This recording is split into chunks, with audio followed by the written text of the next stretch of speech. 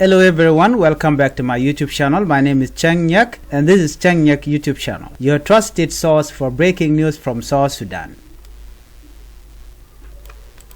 Today I bring you a very important update from Juba, where a new chapter might be opening in the country justice system. President Salva Kiir has officially sworn in Dr. Benjamin Baak as new Chief Justice of South Sudan. The ceremony took place at the Presidential Palace, and it come at a time when the judiciary is facing major criticism.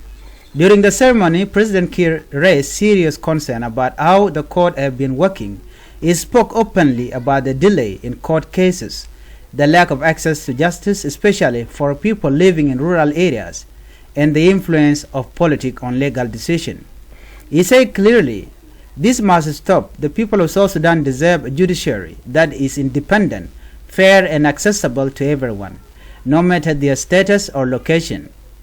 President Kiir also called for urgent reform to end corruption, speed up court process, and expand justice service across the country.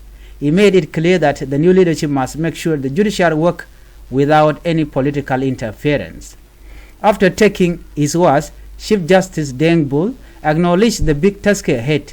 He admitted that there is a huge backlog of unresolved cases and promised to work hard to rebuild public trust, to improve transparency, and make the court more effective. Joining him is Laku Tranquiloa, who was appointed as the new Deputy Chief Justice. Now the big question is, will this be the beginning of real reform or just another promise that leads nowhere?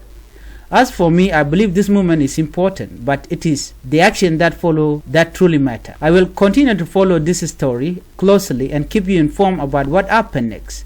Please don't forget to like, share and subscribe to Cheng Nyak YouTube channel for more updates and depth report from across the South Sudan. Thank you for watching. Bye-bye.